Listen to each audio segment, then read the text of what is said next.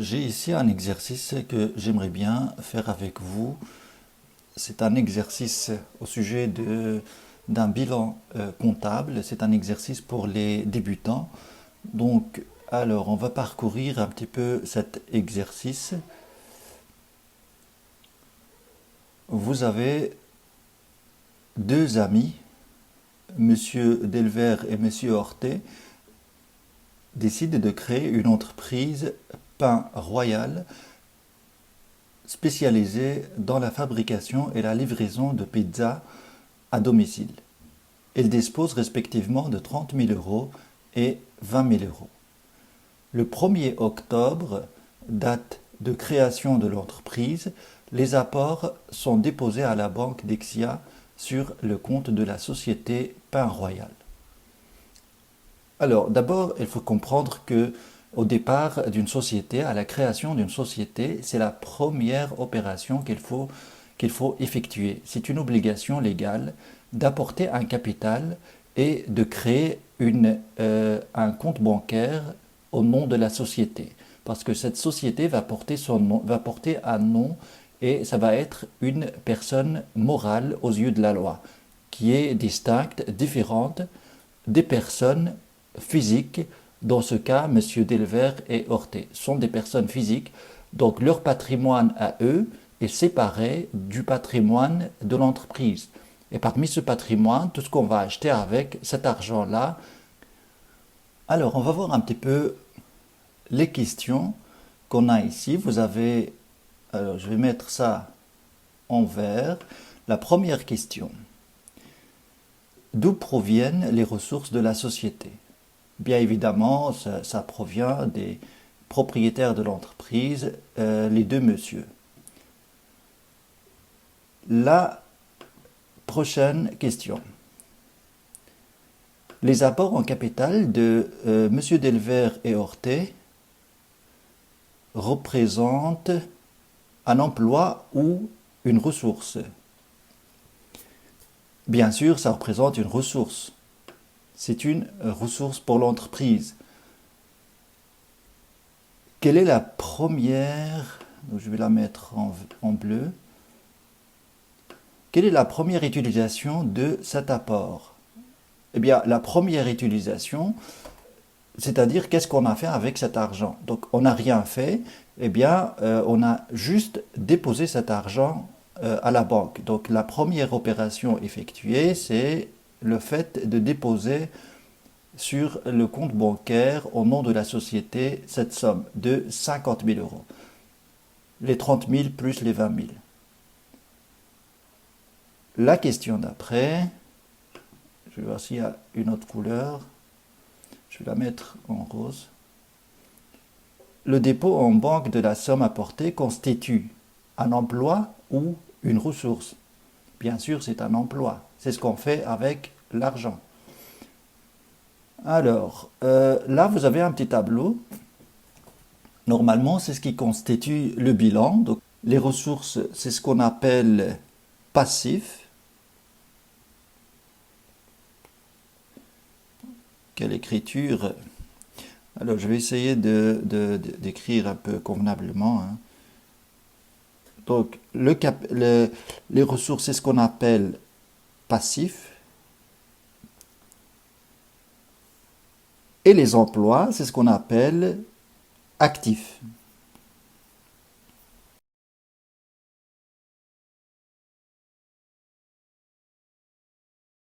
Apport personnel. Apport personnel, c'est ce qu'on appelle le capital.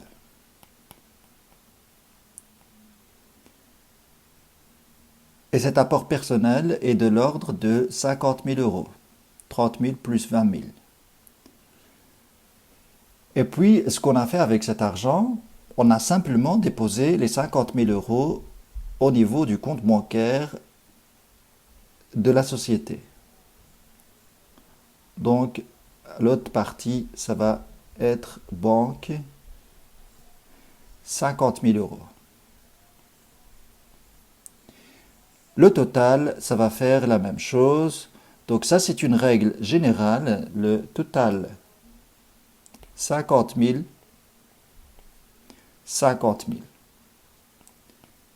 C'est une règle générale en fait d'avoir une égalité au niveau total des ressources et total des emplois. Pourquoi? Parce que tout simplement, tout ce qu'on va faire avec l'argent qui se trouve au niveau des ressources, on va l'afficher au niveau emploi. Donc, tout ce qu'on va faire avec les ressources qui se trouvent au niveau passif va apparaître au niveau des emplois, c'est-à-dire dans la colonne de l'actif. Donc forcément, il doit y avoir toujours l'égalité entre actif et passif. Voilà pour cet exercice et puis on va faire les autres exercices. Donc il y a, je pense, 3 exercices ici au plus. On va faire ça dans les prochaines vidéos. Donc je vais vous expliquer les autres exercices dans les prochaines vidéos. Donc ce sont des exercices destinés aux débutants au niveau de la comptabilité. Et tant mieux si vous n'avez jamais fait de la comptabilité, c'est bien de commencer avec avec des exercices très simples comme ceux-là. Je vais continuer ces exercices que j'ai commencé. Alors on va voir directement le deuxième exercice. Ici, on a le 15 novembre, M. Grégo crée un commerce de vente d'objets d'art sous la dénomination Épervier Bleu, financé entièrement par son épargne personnelle. Au 15 décembre, la situation de la société est la suivante. Vous avez boutique 62 426, mobilier 5 650, objets d'art 55 480, avoir en banque 9 900, avoir en caisse 446,21. C'est quoi les questions? C'est un peu le même type de questions que dans le cas du premier exercice. D'où proviennent les ressources de l'entreprise? Eh bien, ici, les ressources de l'entreprise, on a une seule ressource, ça provient de l'épargne personnelle de Grégo, le propriétaire de l'entreprise. Deuxième question, à quoi ont-elles été utilisées?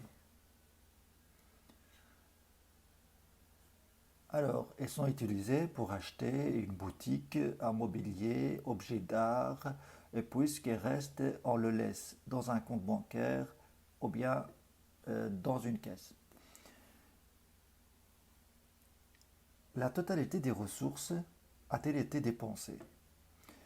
Alors, par rapport à cette question, d'abord, on ne sait pas combien Grégo avait comme épargne personnelle, mais on peut le savoir à partir de ce que Grégo a fait avec cet argent. Donc, on a acheté une boutique, un mobilier, objet d'art, et puis il restait de l'argent en banque. Donc, la totalité n'a pas été dépensée parce qu'il y a aussi avoir en banque, avoir en caisse. Sous quelle forme subsiste le capital non utilisé? Alors, le capital non utilisé, eh bien, ça reste soit sous forme d'avoir en banque ou bien avoir en caisse, des billets en caisse. On va compléter le tableau suivant. Donc, vous avez toujours ressources emploi. Ce qu'on appelle ressources, comme dans le premier exercice, c'est bien notre passif. C'est notre colonne du passif. Et emploi, c'est actif. Alors, au niveau des ressources, on n'a qu'une seule ressource dans cet exercice. C'est comme dans le premier exercice, on a l'apport personnel du propriétaire de l'entreprise euh, qu'on peut appeler capital. Donc, c'est le capital. Capital. Et ce capital s'élève à la totalité de ce qu'on a fait avec l'argent. Donc, s'élève, ça doit faire. Alors après calcul, ça doit faire 133 902,21. Eh bien, c'est ça notre capital.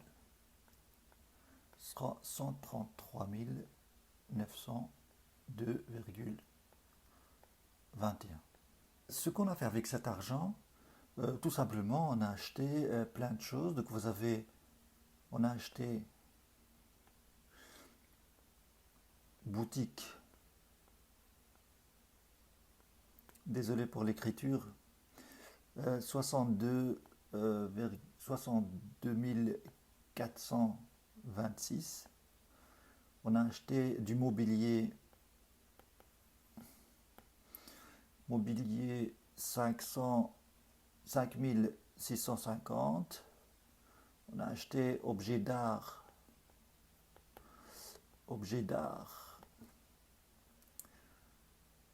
55 480.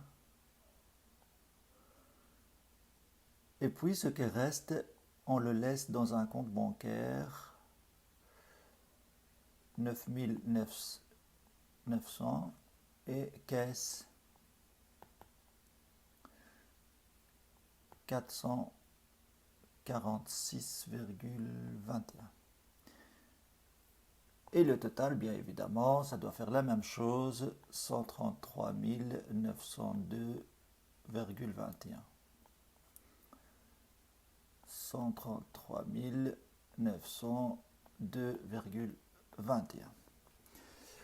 Ben voilà, donc là avec cet exercice, il y a un peu plus que le précédent, donc on a acheté des choses, on n'a pas laissé l'argent uniquement au niveau d'un compte bancaire, mais on l'a utilisé.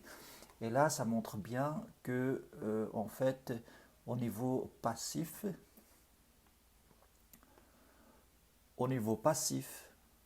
on indique la ressource de l'argent. Donc, on indique l'origine de l'argent. Origine.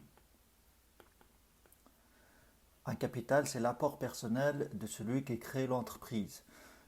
Et alors, tout ce qu'on va faire avec cette ressource qu'on va avoir au niveau passif doit apparaître au niveau actif.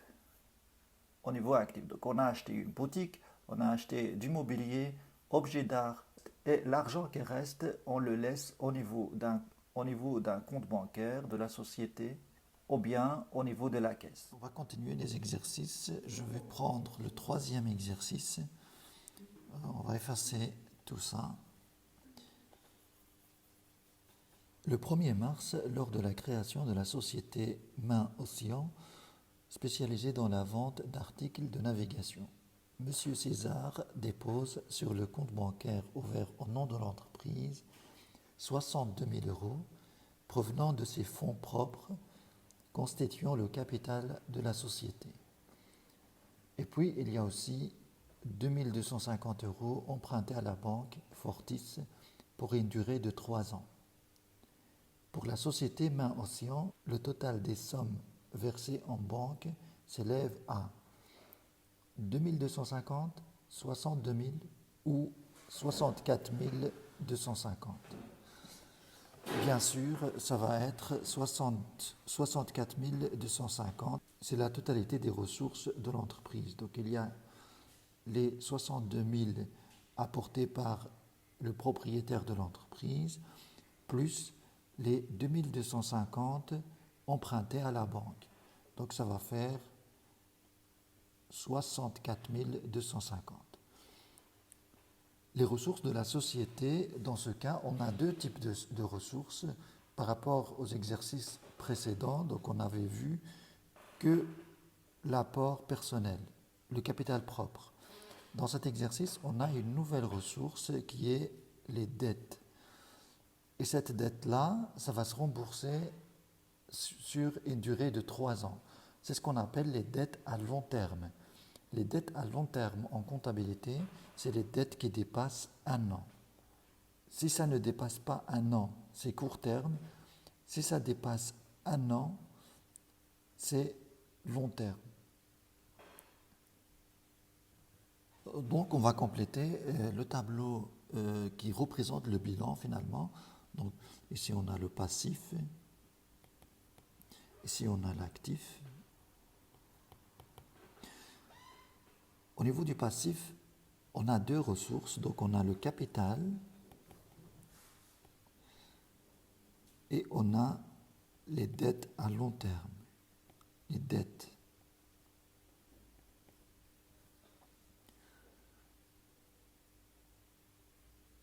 Le capital s'élève à 62 000 et les dettes à long terme, c'est 2250. Le total, c'est 64 250. Bien évidemment, cet argent-là, c'est 64 250, on les a versés dans un compte bancaire. Donc c'est ce qu'on va écrire au niveau de l'actif. Donc on a banque 64 250. Ça fait le même total.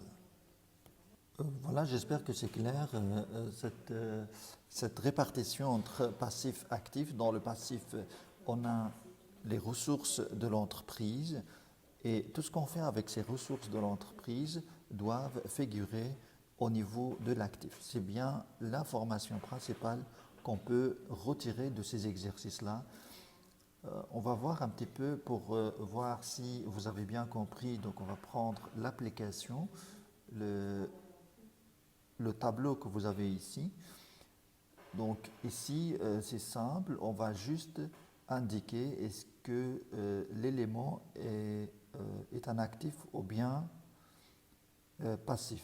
Donc on va juste cocher la case adéquate, par exemple les terrains. Les terrains, est-ce que c'est des ressources ou bien des emplois? Est-ce que c'est passif ou bien c'est actif?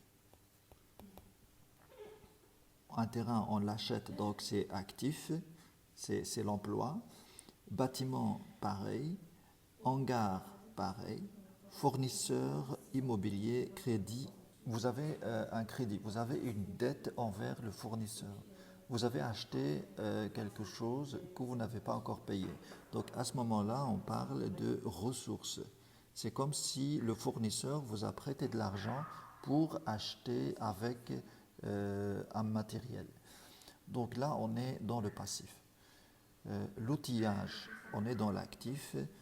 Tracteur, pareil. Tout ce qu'on achète, c'est dans l'actif. C'est les emplois. Camionnette, actif. Aménagement des bâtiments, actif.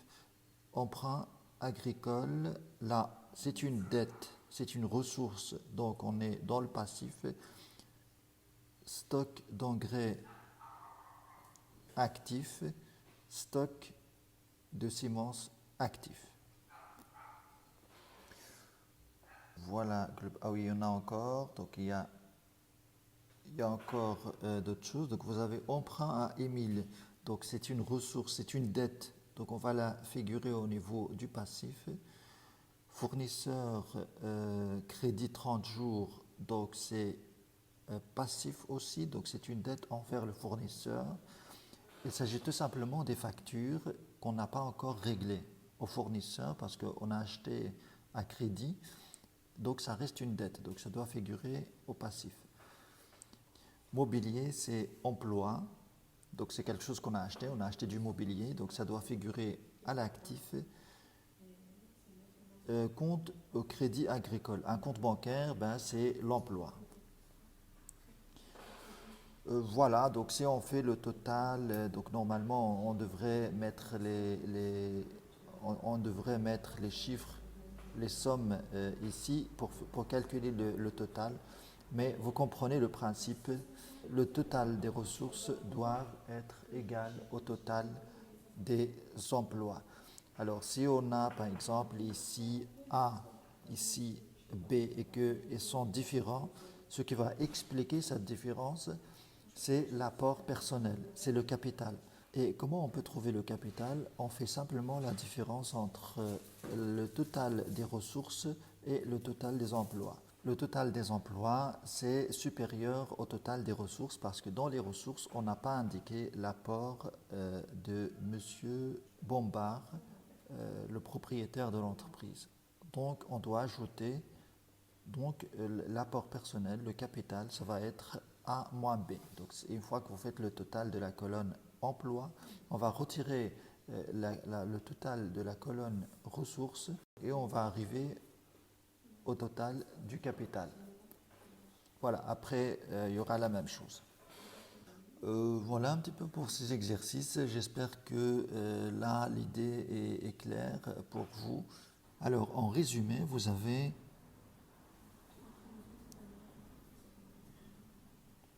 cette structure du bilan. Actif, passif. Donc là, on a comme ressource principale le capital, c'est l'apport personnel capital, c'est l'apport personnel du propriétaire de l'entreprise, et puis vous avez des dettes. Et puis vous avez des dettes, et ces dettes-là, on peut les classer entre les dettes de long terme et les dettes de court terme. Et tout ce qu'on va faire avec ces ressources, donc tout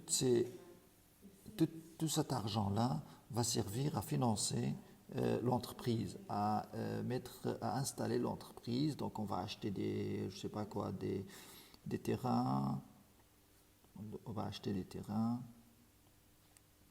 on va acheter du mobilier par exemple, on va acheter du mobilier, on va acheter des marchandises, on va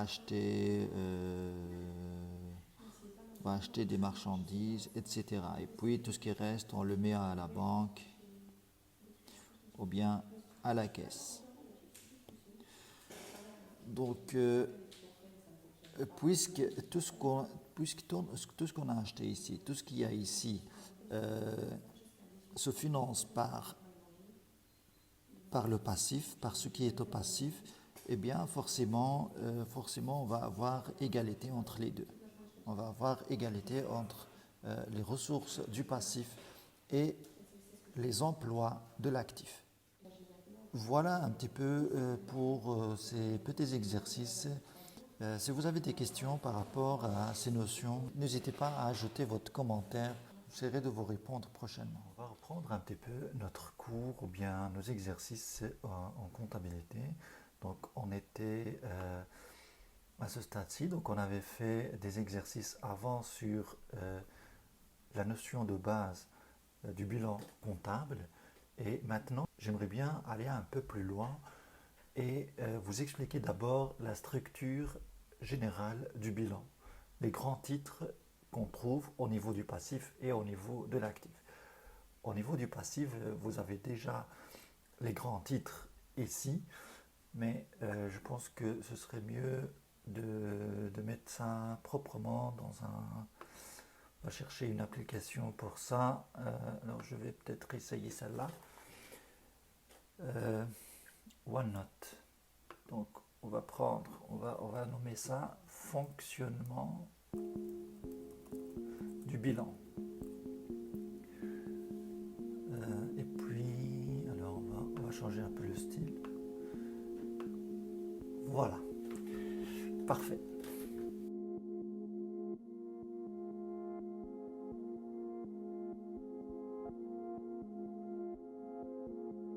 Donc là à droite on a le passif et à gauche on a l'actif. Au niveau du passif, donc on a les ressources financières, on a l'argent dont dispose l'entreprise. Et puis en premier lieu on a le capital. Le capital. Et puis on a les dettes. Et les dettes, il y en a de deux sortes. Il y a les dettes à plus d'un an. À plus d'un an. Il y a les dettes à un an au plus. Au plus, c'est-à-dire au maximum un an. C'est des dettes à court terme. Donc ici, on peut les appeler aussi les dettes à long terme. Et puis là, c'est des dettes à court terme. Alors, au niveau de l'actif, on peut repérer deux principales catégories. Donc, vous avez tout ce qui est actif immobilisé, actif immobilisé.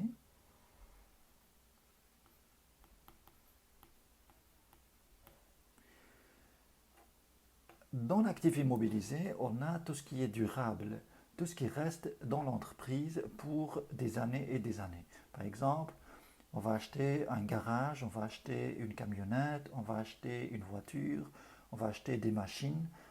Toutes ces choses-là vont servir l'entreprise pour plusieurs années. Donc, on les classe sous la catégorie actifs immobilisés. Et puis, on a une autre catégorie, actifs circulants. L'actif circulant, dans cette catégorie, on va mettre tout ce qui circule, tout ce qui doit disparaître dans l'année. Par exemple, les marchandises que vous avez en stock sont destinées à la vente, donc ils vont disparaître et sont destinés à disparaître dans l'année. Vous avez des matières premières, vous avez de l'argent chez des gens, par exemple, c'est ce qu'on appelle les créances. Les créances sur clients, par exemple, des clients n'ont pas encore réglé leurs factures, donc c'est des créances sur clients. Tout ça, ça doit s'indiquer au niveau actif circulant. Et vous avez aussi tout ce qui est disponibilité, argent liquide, que ce soit dans un compte bancaire ou bien au niveau de la caisse, ça se classe au niveau actif circulant. C'est ce qui constitue également la trésorerie de l'entreprise. Maintenant, on va voir comment ça fonctionne un bilan comptable. Pour cela, on va prendre un exercice. Je vais mettre quelques exemples dans le bilan. On va mettre des chiffres simples pour la compréhension, pour faciliter la compréhension. Donc on va mettre par exemple le capital 100 au millier, dette à long terme 80, fournisseur 10. Au total 190 000. Et puis au niveau actif, on peut mettre terrain bâti 85, mobilier 15, matériel roulant 10, marchandises 20, clients 5, banque 55. Et le total, c'est 190. Et sur ce bilan, on va s'exercer un petit peu. Je vais vous donner des opérations. Et le but, c'est de voir c'est quoi l'effet que l'opération va faire sur le bilan. C'est quoi l'impact de l'opération sur la structure du bilan. C'est quoi le changement qu'on va effectuer sur le bilan à la suite d'une opération particulière. Donc je vais vous donner plusieurs opérations et si vous voulez, à chaque fois que je vous donne une opération, vous pouvez mettre à l'arrêt la vidéo et puis voir si vous pouvez avoir une idée comment on peut changer le bilan. Donc ça c'est notre bilan, donc je vais vous mettre la première opération. Je vais mettre des numéros. Donc la première opération, on va dire que l'entreprise emprunte, a effectué un emprunt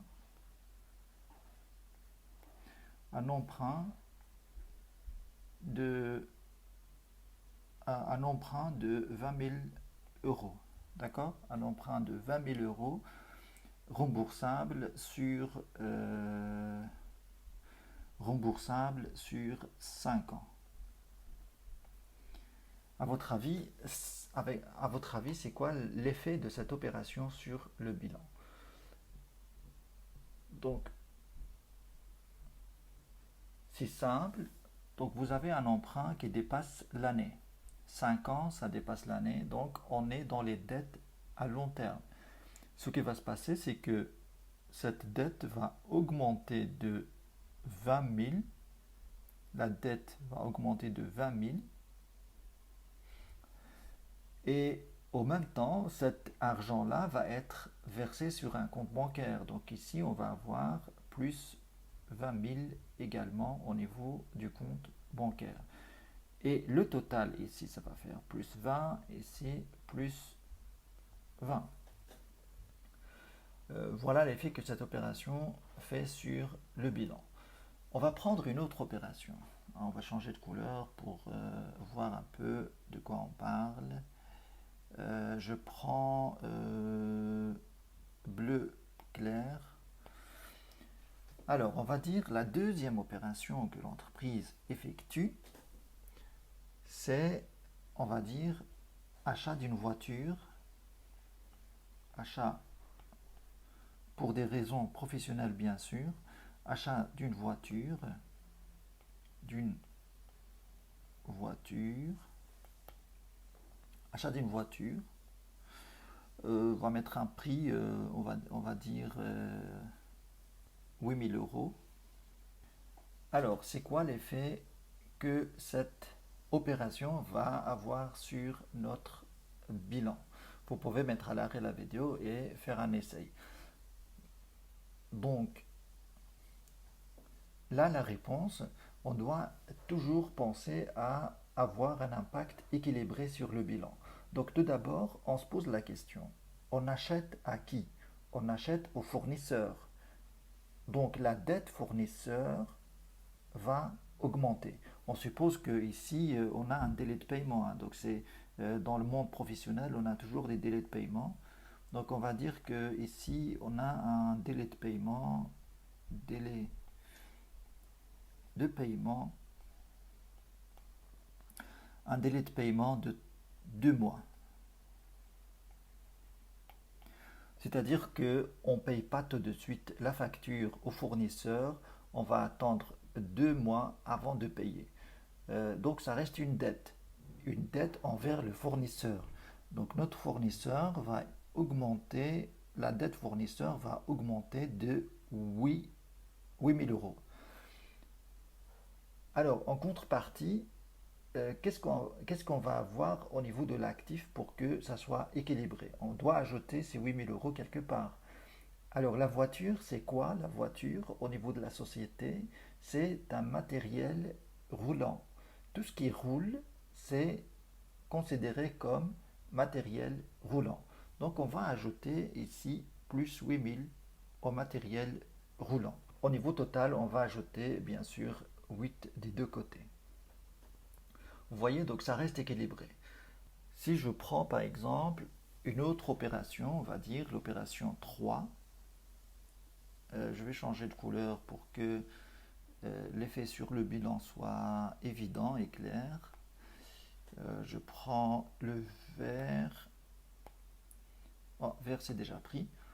On va prendre une couleur rose. Rose. Opération 3. Alors, on va dire par exemple vente de marchandises. Vente de marchandises.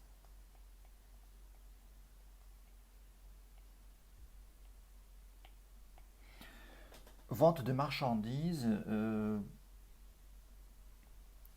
à 3000 euros. Alors ces marchandises, on va supposer que ont été achetées à 2000 euros. Ces marchandises ont été achetées à 2000 euros. Là, également, vous pouvez faire un effort pour répondre à cette question. Apparemment, là, il y a plusieurs choses à mettre au clair, à mettre en évidence. Quand on achète des marchandises ou bien on vend des marchandises, c'est l'opération instantanée qu'on effectue, c'est au niveau du compte de résultat qu'on va voir plus tard. Mais à la fin de l'année, le bilan, en fait, on l'effectue une fois par an. À la fin de l'année, on fait l'inventaire de ce que l'entreprise possède, etc. On évalue le stock, on clôture les comptes et c'est à ce moment-là, avec la clôture des comptes, qu'on effectue cette opération d'établir le bilan. Mais avant cela, c'est dans des opérations à part qu'on effectue les changements. Alors, vente de marchandises à 3, ces marchandises ont été achetées à 2. Tout d'abord, on doit remarquer plusieurs choses. La vente de marchandises, ça s'effectue avec le client. On vend les marchandises au client. Donc, ici, au niveau client, le client nous doit de l'argent. Nous doit combien? Nous doit 3. Donc, plus 3 au client. Nous doit la facture totale. Donc, le client va payer la facture totale de 3000 euros. D'accord? Ici, également, on fait abstraction de la TVA. Donc, il n'y a pas de TVA. Il n'y a que le prix à payer. Le client va payer 3000 euros dans sa facture. Donc, ça doit augmenter notre compte client. Le compte client, ça représente les factures non payées des clients. Donc, on a plus 3.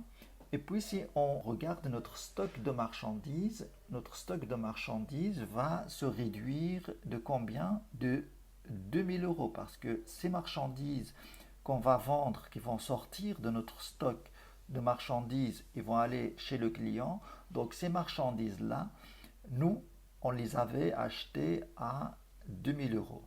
Donc, ça va réduire notre stock de marchandises de 2000 euros. Parce que ces marchandises, leur valeur au niveau du stock, c'est 2000 euros. On les avait achetées à 2000 euros. Donc on fait moins 2 ici au niveau marchandises.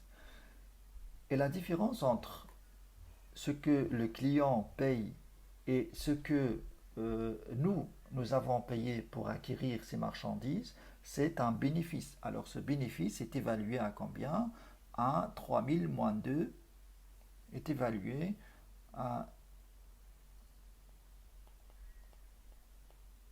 bénéfice égal à quoi? Égal à 3 moins 2, ça fait 1000 euros. Ce bénéfice-là, à votre avis, ce bénéfice-là, c'est une ressource pour l'entreprise. C'est une nouvelle ressource pour l'entreprise, mais il faut réfléchir où on peut ajouter ce bénéfice, cet argent-là. Cet argent, cette ressource, cette nouvelle ressource, on va l'ajouter où? Au niveau capital, au niveau dette à long terme, au niveau fournisseur. On va l'ajouter où? Bien évidemment au niveau capital, parce que capital, ça appartient au propriétaire de l'entreprise.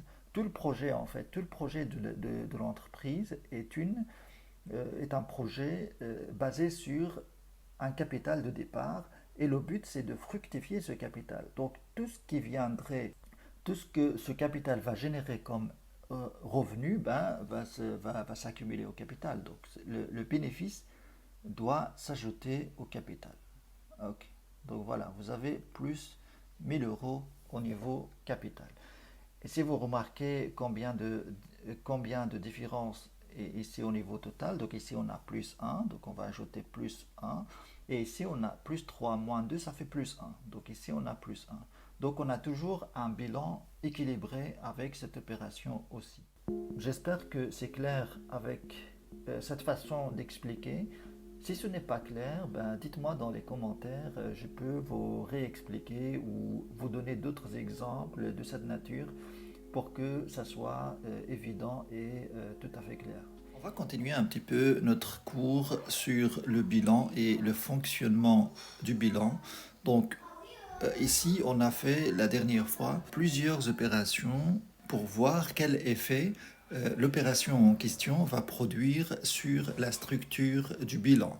Et on a vu par exemple que l'emprunt de 20 000 euros, ça fait quoi sur le bilan? Eh bien, ça va augmenter la dette de 20 000 euros et ça va augmenter également notre compte bancaire de 20 000 euros. Et ça fait l'équilibre entre actif et passif. On a vu également que l'achat d'une voiture à 8 000 euros à crédit, ça va faire augmenter la dette fournisseur de 8 000 euros et ça va faire augmenter également matériel roulant au niveau de l'actif de 8 000 euros. Et vente de marchandises, donc c'est l'opération peut-être la plus compliquée à comprendre. Je vais réessayer de vous l'expliquer un petit peu avec d'autres mots. Vous avez vente de marchandises de 3000 euros. Ces marchandises-là ont été acquises à 2000 euros.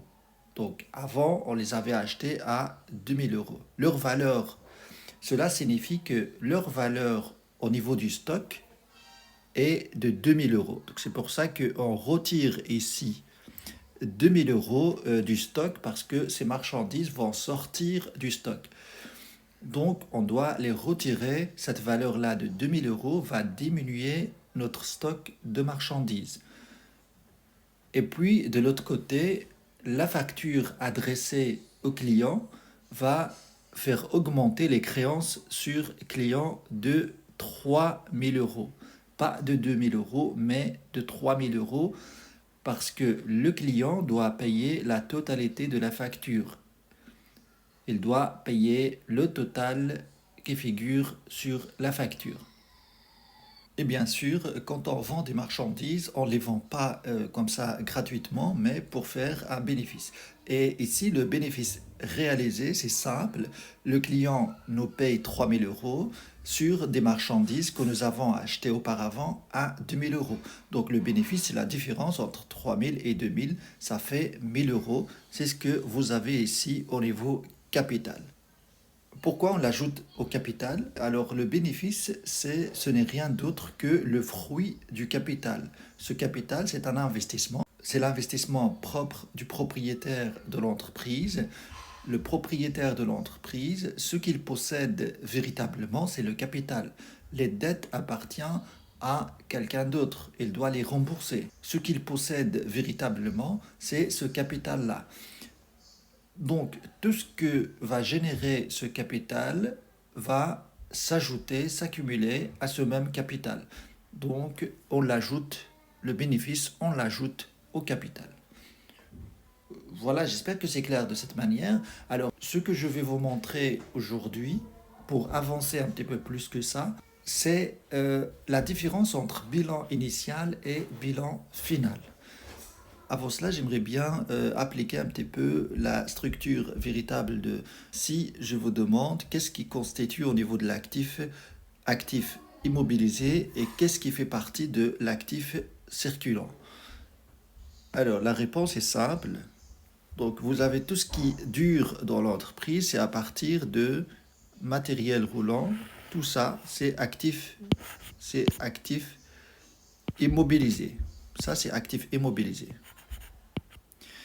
Et de marchandises jusqu'en bas, c'est actif circulant. Donc je vous rappelle, l'actif immobilisé, c'est ce qui reste dans l'entreprise pour plusieurs années. Donc on va garder les terrains, donc ça va rester peut-être aussi longtemps que l'entreprise existera. Mobilier, matériel roulant, ça va rester pour plusieurs années d'activité. Alors, si vous avez bien compris tout cela, on va voir alors l'image globale de ce qu'il faut comprendre d'un bilan initial et bilan final. Pour cela, je vais prendre tout ça. Ce qu'on vient de faire, en fait, c'est un bilan final. Alors, je vais vous montrer un petit peu l'idée générale de la notion de bilan final et bilan initial. Copier, coller, on va le mettre ici. Ah, finalement, c'est magnifique cette application. Ce qu'on vient de faire, en fait, ici, c'est que le bilan qu'on vient de construire, ça s'appelle le bilan final. Je vais vous expliquer ce que c'est.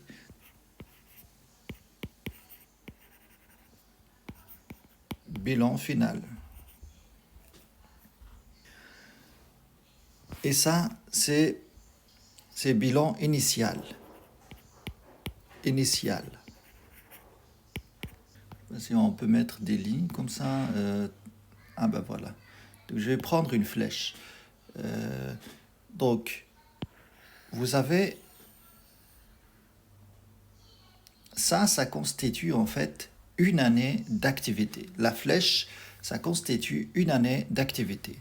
Donc, je vais effacer un peu toutes ces choses-là qu'on vient d'ajouter ici.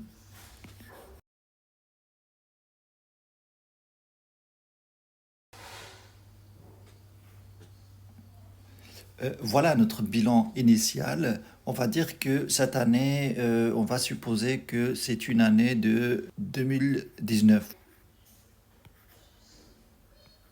Au début de l'année 2019, on a ce bilan initial. Et puis, l'entreprise a effectué un certain nombre d'opérations. Ici, pour simplifier, on va supposer que l'entreprise n'a effectué que 3 opérations qui sont ici. Et puis, ces opérations vont s'enregistrer à part dans des documents, dans le livre-journal, dans le grand livre, etc. Et après, à la fin de l'année, on clôture les comptes et au final, on devrait se retrouver avec un bilan final exactement comme celui-là qu'on a ici. Donc ça, c'est le bilan final. Et on va calculer un petit peu ce que ça donne pour que ça soit propre. Donc le bilan final va être différent du bilan initial. Alors, ici le capital. Donc je vais mettre les chiffres exacts. Donc ici le capital va faire... le capital c'est 101. Ici on va avoir les dettes, c'est 80 plus 20. Donc ça va faire 100.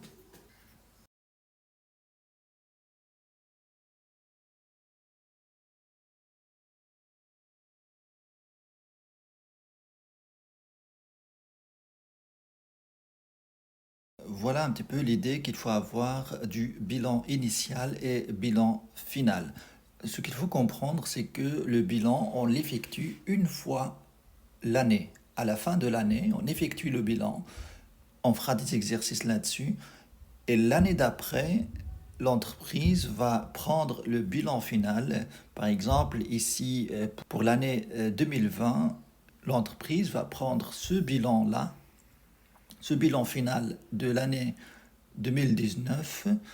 C'est ce bilan final-là qui va constituer le bilan initial de l'année d'après. Vous avez ici un bilan initial pour l'année 2020. Alors, ce qu'on va faire, parce que c'est important de s'entraîner davantage pour maîtriser un petit peu les mouvements qu'il pourrait y avoir au niveau du bilan. Les mouvements en fonction des opérations.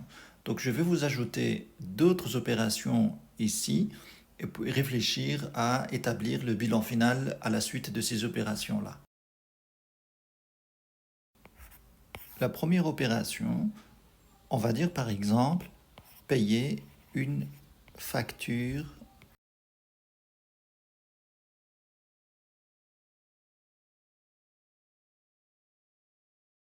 d'une valeur de 10 000 euros. D'une valeur de 10 000 euros par banque, par virement bancaire. Ça, c'est la première opération. On va mettre une deuxième opération. Une deuxième opération, on va dire un client règle sa facture. On va supposer paye 5 000 euros. Un client nous paye 5 000 euros. Une troisième opération, on va dire achat d'une armoire. Achat d'une armoire, 20 000 euros. On va dire la moitié est réglée par banque. La moitié de la facture est réglée par banque. Voilà, je vous laisse peut-être faire un effort pour mettre des modifications sur le bilan initial pour qu'il devienne le bilan final. Pour simplifier, on va déjà prendre ce même bilan initial sur lequel on va apporter des modifications à la suite de ces opérations. On va le mettre de l'autre côté et on va le modifier. Alors, la réponse est simple. Donc, on va prendre la première opération. On va prendre la première opération, payer une facture de 10 000 euros par la banque. Donc, la banque, bien évidemment, ça va diminuer de 10 000 euros, d'accord? Et en même temps, on paye qui? On paye un fournisseur. Donc, on va réduire la dette fournisseur de 10 000 euros. Donc, on réduit notre banque de 10 000 euros et on réduit la dette fournisseur de 10 000 euros. Après, on fera le calcul, mais juste, je vais laisser les chiffres pour que pour qu'on voit l'impact direct sur le bilan. La deuxième opération, vous avez un client paye sa facture de 5 000 euros. Tout de suite, on va penser à agir sur la créance client. Le 8 que vous avez ici dans le bilan, ça représente les créances, les factures non payées. Donc on va réduire ce chiffre de 5 000 euros, puisqu'un client règle 5 000 euros, donc ça va se réduire de 5 000 euros, ce chiffre-là. Et puisque ces 5 000 euros vont être versés sur notre compte bancaire, eh bien on va avoir plus 5 000 euros sur le compte bancaire. J'ai oublié de mettre aussi au niveau total, donc ici on aura moins 10, et ici on aura moins 10, plus 5, moins 5. Donc voilà, plus 5, moins 5, ça fait rien. C'est pour ça qu'au niveau passif, on n'a rien fait, on n'a rien fait également, donc ça reste toujours équilibré. Après chaque opération, il faut penser à équilibrer le bilan. Achat d'une armoire à 20 000 euros. La moitié de la facture est réglée par la banque. Pour cette opération, à chaque fois qu'il y a achat, il faut penser au fournisseur. Mais dans ce cas, on a déjà réglé la moitié de la facture, c'est-à-dire 10 000 euros par la banque. Donc la banque va se réduire de 10 000 euros. Il y a beaucoup de 10 000, ça peut porter à confusion. Donc la banque va se réduire de 10 000 euros. Fournisseur, alors l'autre moitié de 10 000 euros reste une dette. Donc ici, on va avoir au niveau fournisseur plus 10. C'est une dette qu'on doit encore régler au fournisseur. Donc on n'a pas payé 20 000 euros, on n'a payé que la moitié de 20 000 euros. Donc ces 10 000 euros-là, c'est une dette qu'on devrait encore payer plus tard. L'achat de l'armoire va augmenter notre patrimoine. Mais à quel niveau ça va augmenter? Une armoire, c'est un mobilier. Alors là, on va augmenter notre mobilier. Notre mobilier, on va l'augmenter de la valeur de l'armoire. Et la valeur de l'armoire, c'est 20 000 euros. Donc on va mettre ici 20 000 euros, plus 20. Et après, donc dans le total, donc on va avoir ici plus 20, moins 10. Et là, on va avoir que plus 10. Voilà au final ce que deviendrait notre bilan initial et va devenir un bilan final. On va apporter proprement les modifications. Alors, ici, mobilier 15 plus 20, donc ça va faire 35. On va mettre ici 35. 35. 35. Le client, donc 8 moins 5, ça fait 3.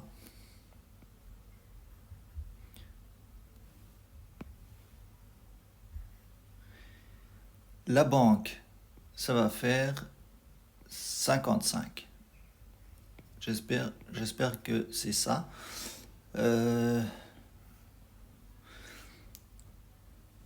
Et au niveau du passif, au passif, on va avoir, finalement, on a moins 10 plus 10, donc ça reste la même chose. On devrait avoir le même total alors. Donc là, on va avoir le même total. Donc moins 10 plus 10, ça reste 18. Donc il n'y a rien, il n'y a pas de changement. Moins 10 plus 10, donc il n'y a pas de changement. Donc ça reste la même chose. Donc par coïncidence, donc c'était pas calculé à l'avance, par coïncidence, on aurait le même total au niveau du bilan final, mais la structure à l'intérieur est changée. Donc ici, on a mobilier qui a augmenté, les créances clients qui ont diminué, etc., etc. Là, on va vérifier rapidement. Donc, on a moins 5 plus 5, ça fait 0. Et puis, plus 20, moins 20, ça fait 0. Tout à fait. Donc, ça reste équilibré.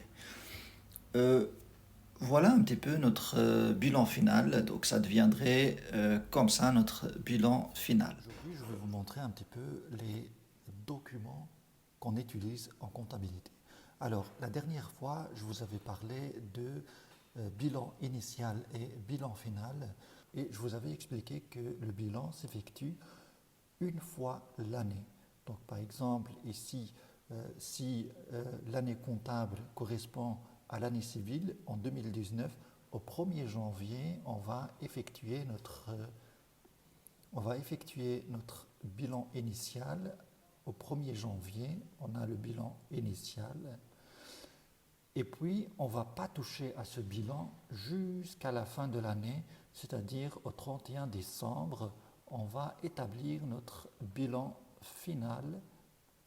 Ici, au 31 décembre, bilan final.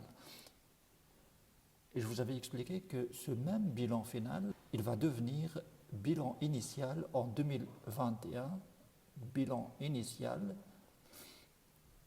Et puis après, on va enregistrer des opérations et à la fin de l'année, on va avoir un bilan final au 31 décembre, bilan final. Alors la question qui se pose à ce niveau-là, c'est qu'est-ce qui se passe en fait si on ne touche pas au bilan pendant toute cette période-là, pendant toute l'année? Qu'est-ce qui se passe durant l'année au niveau de la comptabilité? Alors tout simplement, on va enregistrer les opérations dans plusieurs documents et aujourd'hui je vais vous montrer un petit peu ces différents documents. On va créer une nouvelle page. C'est bien de suivre ces cours depuis le début pour que vous ayez une image globale du fonctionnement de la comptabilité en général. On va voir un petit peu la plupart des documents comptables. Donc on va voir les différents documents qu'on utilise en comptabilité, à part le bilan et le compte de résultat. Alors on va voir ces documents. Tout d'abord, le premier document qu'on utilise, c'est ce qu'on appelle le livre journal. Dans le livre journal, on inscrit les opérations au jour le jour. Une fois qu'il y a une opération à enregistrer, on l'inscrit d'abord dans le livre journal. Et c'est quoi ce livre journal? Je vais vous le présenter. Donc il est globalement sous cette forme-là. La première colonne, donc on a numéro d'article, ça peut être les numéros des opérations, ça n'a pas trop d'importance. Et puis vous avez le numéro de compte. Par contre ici, il faut bien inscrire les numéros des comptes utilisés qui sont dans le plan comptable. Donc on va se référer au plan comptable pour mettre les numéros adéquats des comptes utilisés. Donc vous avez les comptes débités dans la première colonne, les comptes crédités dans la deuxième colonne. Et dans la troisième colonne, on a l'opération proprement parlée. On a le compte débité à compte crédité. Donc on met le montant ici pour le compte débité et ici pour le compte crédité.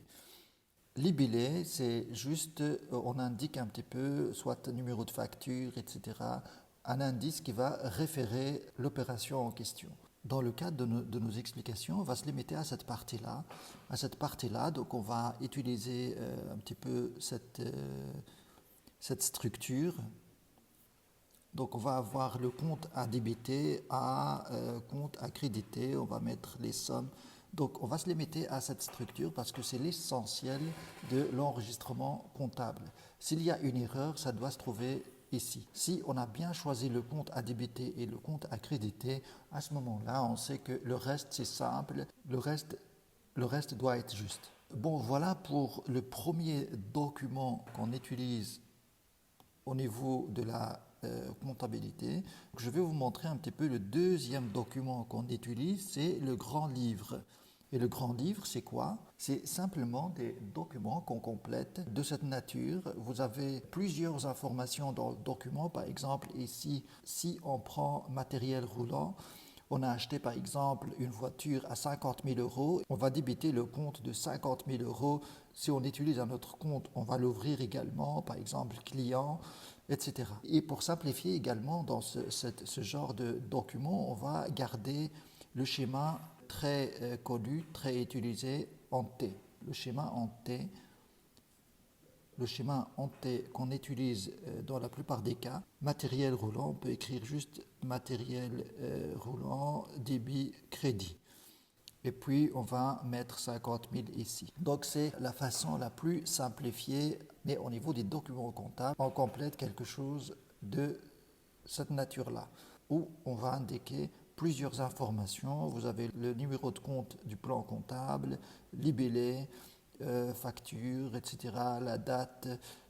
Mais il faut savoir, encore une fois, que l'essentiel, c'est le fait de bien choisir le compte à utiliser et de bien choisir, soit on va inscrire l'opération au débit ou au crédit du compte. Ça, c'est vraiment l'essentiel. Et ça, on le trouve dans ces schémas en T qu'on peut utiliser pour simplifier. Voilà le deuxième document qu'on utilise en comptabilité. D'abord, on inscrit l'opération dans le livre journal et puis on reporte les opérations dans des comptes, ce qu'on appelle le grand livre. Et puis, à la fin de l'année, donc on utilise ce qu'on appelle la balance. Et au niveau de la balance, on peut en avoir deux types de balance. Vous avez la balance provisoire, dans cette balance, on n'a pas encore calculé notre bénéfice. Vous voyez que ici le total, vous voyez que dans cette balance, le total débit et total crédit des comptes du bilan, donc ici c'est des comptes du bilan, n'est pas équilibré, n'est pas égal. Donc il n'y a pas égalité entre actifs et passifs. C'est pour ça que on a une autre balance qui va vérifier si on a ça s'appelle d'ailleurs balance de vérification ou bien balance finale. On va vérifier avec ce document l'exactitude de nos opérations. Donc vous avez ici la balance finale. Et là, vous voyez bien qu'on a le même total débit et total crédit au niveau des comptes du bilan. Cela va permettre d'avoir un bilan équilibré au niveau actif et passif. Vous voyez bien qu'ici, on a ajouté le bénéfice reporté. C'est bien ce qui fait l'équilibre au niveau actif et passif. Et la partie qui concerne les comptes de résultats va être tout simplement clôturée. On va garder que le bilan avec cette balance finale. On va avoir la possibilité de mettre notre bilan final passif-actif. Donc, et on va voir le même total ici, débit-crédit, avec cette balance finale. Voilà globalement les documents qu'on utilise en comptabilité. Il y en a d'autres, mais on va se limiter à ceux-là.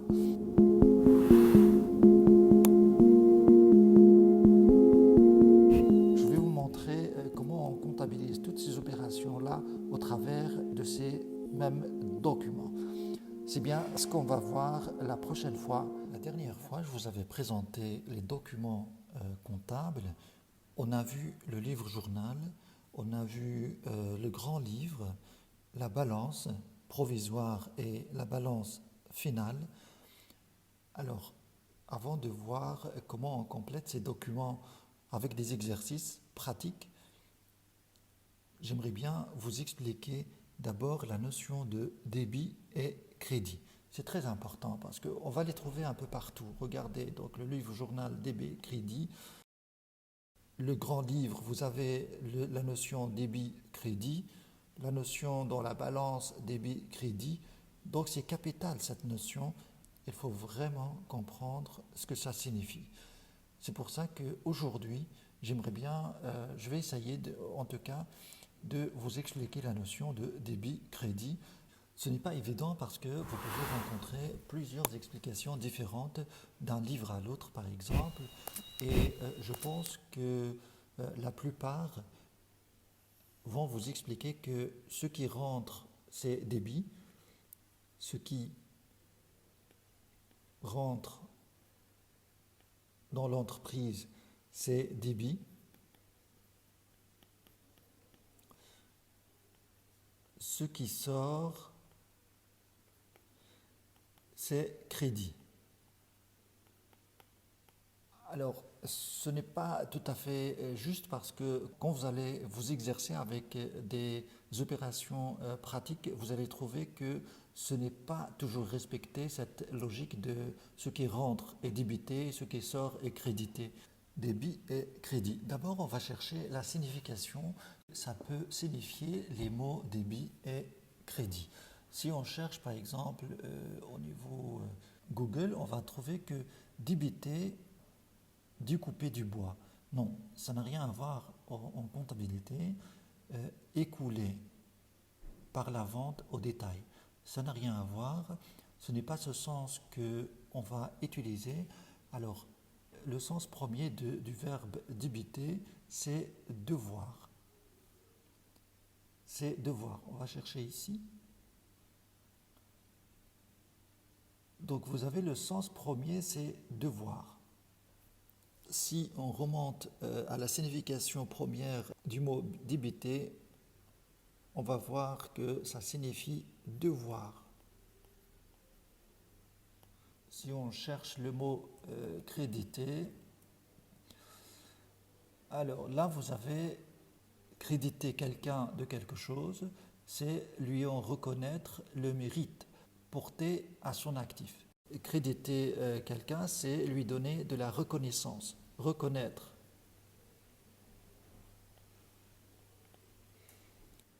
Donc créditer, c'est reconnaître. Alors là, on va prendre le sens pour débiter, c'est devoir ou bien droit. C'est plutôt en comptabilité, on va prendre le sens de droit sur quelque chose. Droit, on donne à la société le droit de faire quelque chose. Et créditer, on va garder le même sens, reconnaître à quelqu'un le fait que la société a un tel ou tel droit. Donc c'est ça en fait ce qui vraiment, c'est ça l'idée de base qui va vous permettre de comprendre un petit peu cette notion de débit et crédit, c'est donner la signification de reconnaissance au crédit, reconnaître à quelqu'un de l'extérieur de l'entreprise le droit ou bien le fait de donner à la société le droit de posséder quelque chose. Il faut comprendre que pour cela, alors je vais vous expliquer un petit peu.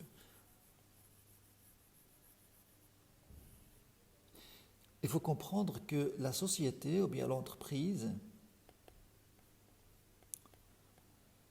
est une personne indépendante aux yeux de la loi, là extérieure.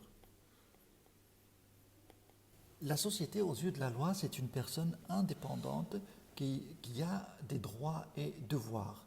Donc au départ, avant la création de la société, c'est une page blanche. Avant la création de la société, on peut la voir comme une page blanche. Elle n'a rien, la société n'a rien du tout. Et puis, de l'extérieur, il y a des personnes qui vont penser au projet de cette société et vont dire, tiens, on va créer une société, société X. Tout à coup, donc, la société va posséder un compte bancaire. Donc, là, on va débiter la société d'un compte bancaire avec une certaine somme A. Donc là, c'est le débit. Donc, on va débiter la banque de A. Alors, à qui on doit reconnaître ça? À qui on doit reconnaître que la banque a une carte bancaire. Parce qu'avant, il n'y avait rien. Et puis tout d'un coup, la société possède un compte bancaire. On va la débiter d'un compte bancaire. On va lui donner le droit de posséder un compte bancaire. C'est ça le fait de débiter le compte bancaire. Donc on doit reconnaître ce droit-là de la société aux associés. Associés. Aux associés. Donc ils ont apporté, on doit donner du crédit au capital. Capital. Donc on va créditer le capital. On va donner du crédit au capital.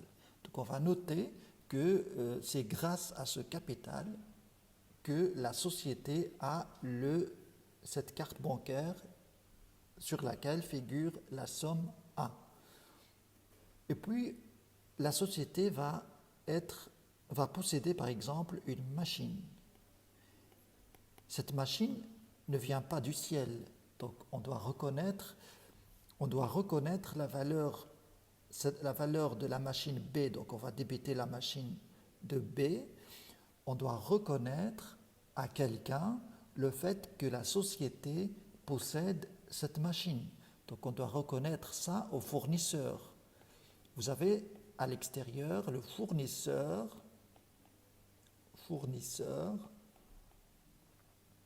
débit, crédit. On doit lui donner le crédit que la société possède cette machine. Si par exemple on paye ce fournisseur, le compte bancaire va diminuer. Donc la société va avoir droit à moins d'argent sur son compte. Donc le compte banque,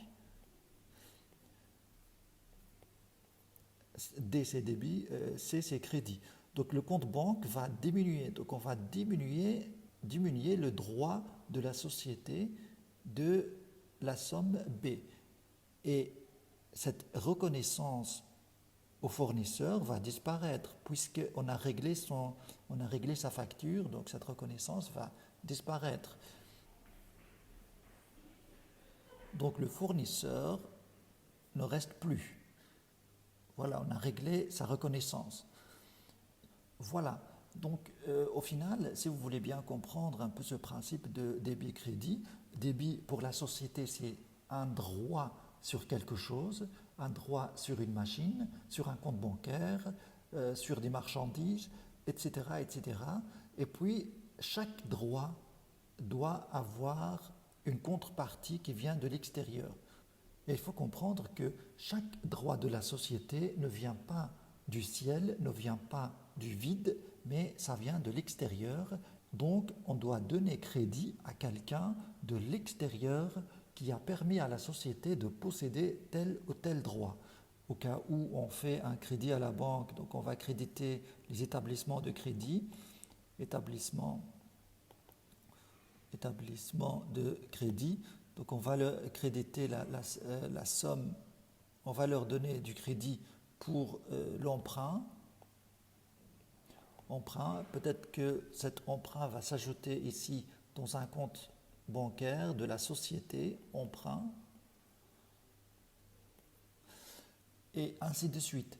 Donc c'est ça en fait l'idée qu'il faut retenir de la notion de débit et crédit. Alors maintenant, on va effacer tout ça. Je vais vous résumer un petit peu comment ça marche. Vous avez un bilan en comptabilité, vous avez deux documents principaux. Vous avez le bilan, actif, passif. Alors, un compte d'actifs, ça augmente. Vous avez débit, crédit, un compte.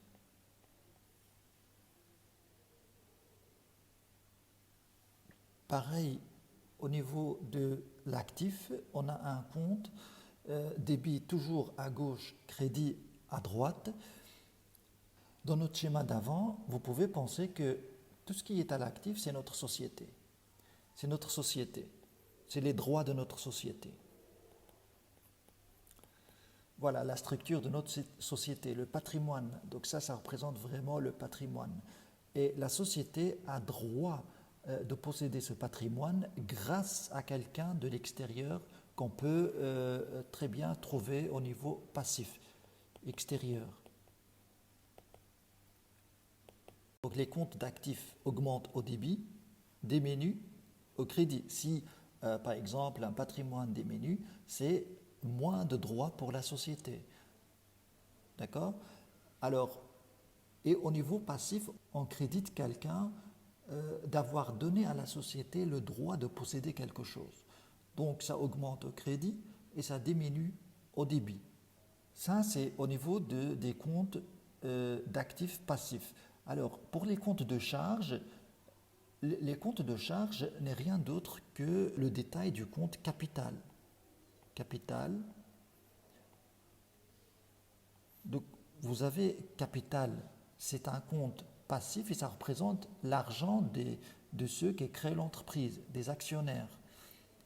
Vous avez débit, crédit.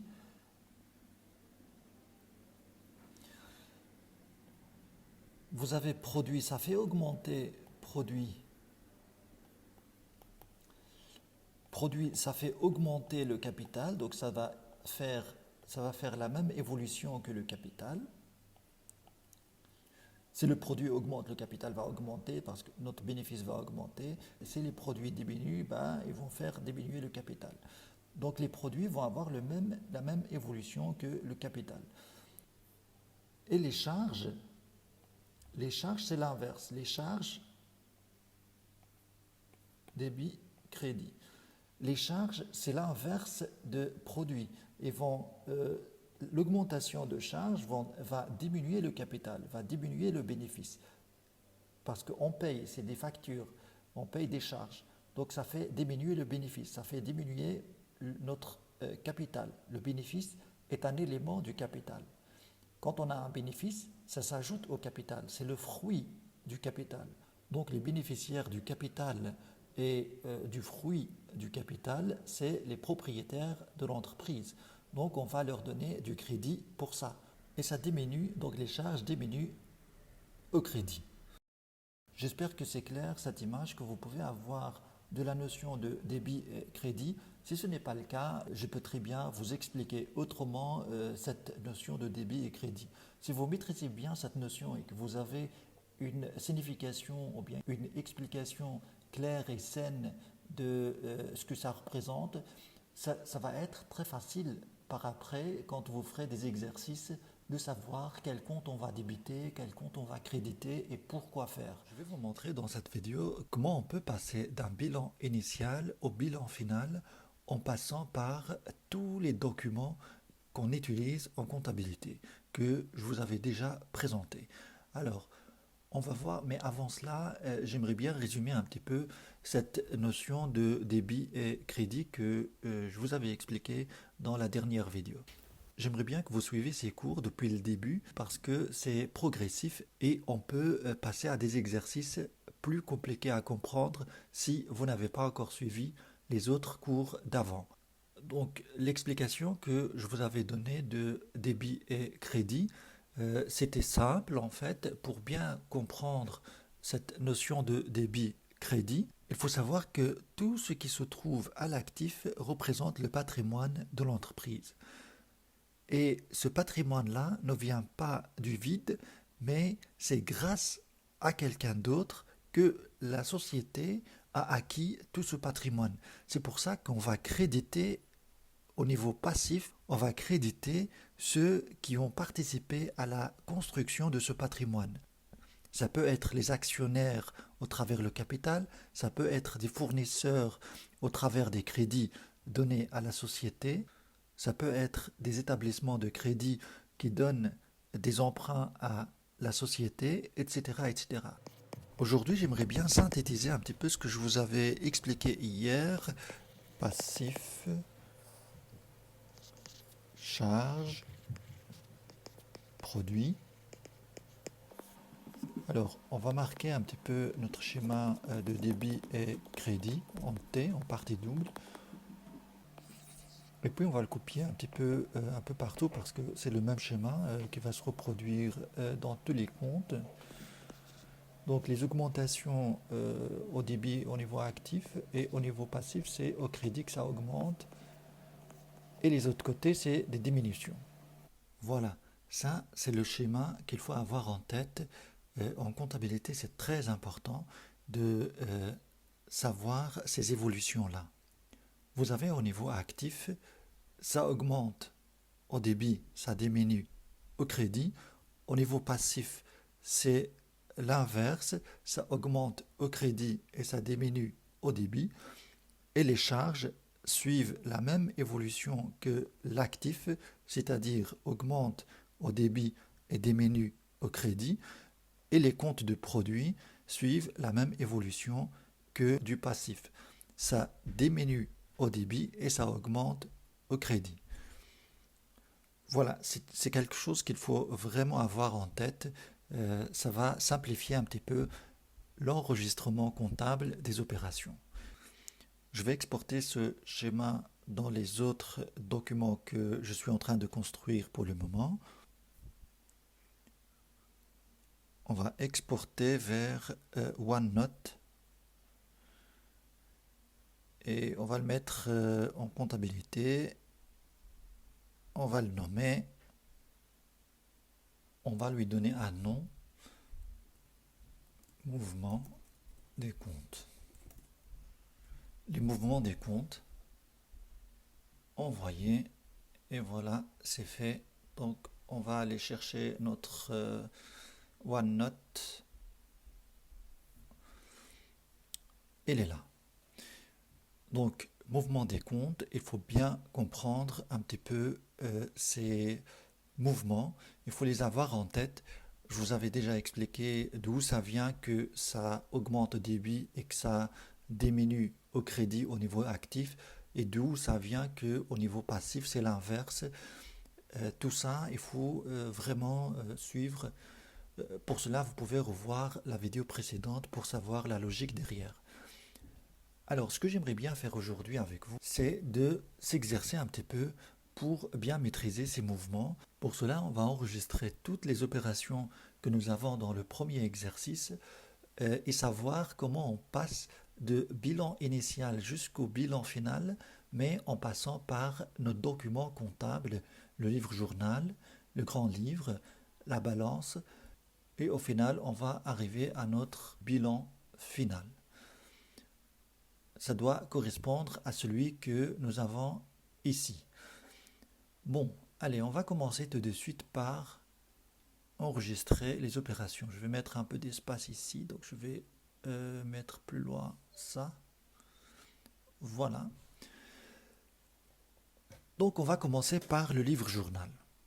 Et comme je vous avais expliqué, le livre journal, on va utiliser un petit peu l'essentiel, c'est-à-dire cette partie-là. Cette partie-là, par rapport à la première opération, vous avez un emprunt de 20 000 euros.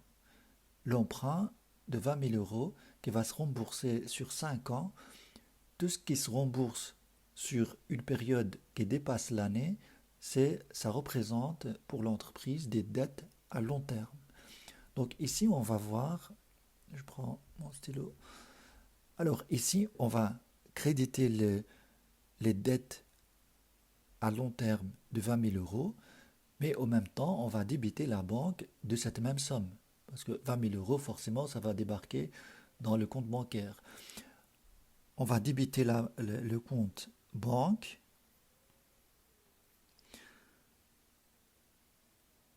à dette à long terme. On peut être précis par rapport à la dette, par rapport à cette dette. Il s'agit d'une dette des établissements de crédit. On peut aller plus en détail dans le plan comptable et trouver établissement de crédit et créditer ce compte. Donc ici, dans le livre journal, vous avez à chaque fois la première colonne, c'est la colonne des débits et la deuxième, c'est la colonne des crédits. Donc on va mettre simplement la somme ici, banque, ça va être débité de la somme de 20 000 euros. Donc on va mettre 20 ici. Et dette à long terme, on va mettre 20 ici. Ça, c'est le livre journal pour la première opération. Donc ça, c'est la première opération. Alors, la deuxième opération. La deuxième opération, on a achat d'une voiture. On a achat d'une voiture à 8 000 euros. À chaque fois qu'il y a achat, il faut penser au fournisseur. Donc on va créditer le fournisseur de la somme de 8 000 euros, mais en même temps, la voiture va s'ajouter à notre actif, à notre patrimoine, donc on va débiter le matériel roulant. Matériel roulant, c'est tout ce qui roule, c'est matériel roulant. Une voiture va s'ajouter au matériel roulant d'une valeur de 8 000 euros. Donc on va débiter matériel roulant à compte accrédité qui est fournisseur. Fournisseur.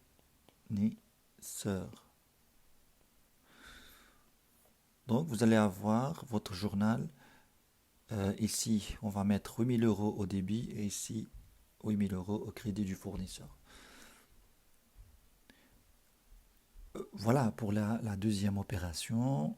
Donc ça, c'est la deuxième opération. Donc on l'a effectuée ici. On va passer à la troisième opération. Je vais descendre ça après. On va passer à la troisième opération. Alors dans la troisième opération, vous allez voir, il y a beaucoup d'informations, il y a beaucoup de choses à apprendre au travers cette opération. Pour la troisième opération, on a vente de marchandises à 3 000 euros.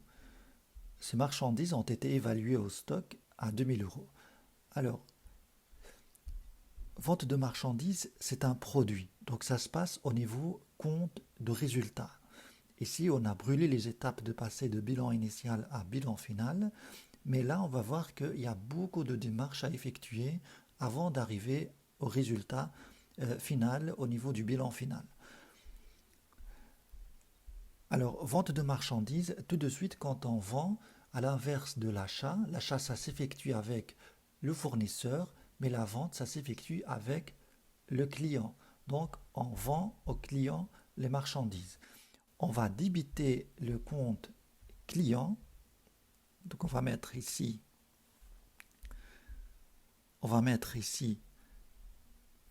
client à vente de marchandises. Et vente de marchandises, c'est le compte 700 ou 7000 du plan comptable vente de marchandises d'une valeur de 3000. 3000 ici, 3000 ici. Voilà pour cette troisième opération. Et là, à la fin de l'année, donc si on suppose que l'entreprise n'a effectué que ces trois opérations, on va calculer après le total au débit et le total au crédit. Donc là, on doit avoir le même total. Donc ici, le total, vous avez 31, ouais, 31 des deux côtés. Voilà, on va clôturer notre journal, le livre journal. Ça, c'est le livre journal. Après le livre journal, on a le grand livre. Le grand livre, on va enregistrer aussi ces opérations dans le grand livre. Alors, dans le grand livre, c'est juste une autre façon d'écrire. On va noter les schémas très connus en T. Vous avez, par exemple, pour la première opération, on va juste, donc, débit, crédit, banque. On va simplement débiter le compte bancaire de 20 000 euros et créditer le compte dette à long terme. Dette long terme, débit, crédit, donc on va mettre 20 000. Ça, c'est la première opération. La deuxième opération, c'est matériel. Matériel, je vais abrévier un peu. Matériel roulant, débit, crédit, 8 000 au débit. Et fournisseur, vous avez fournisseur, 8 000 au crédit. Et la dernière opération, c'est vous avez client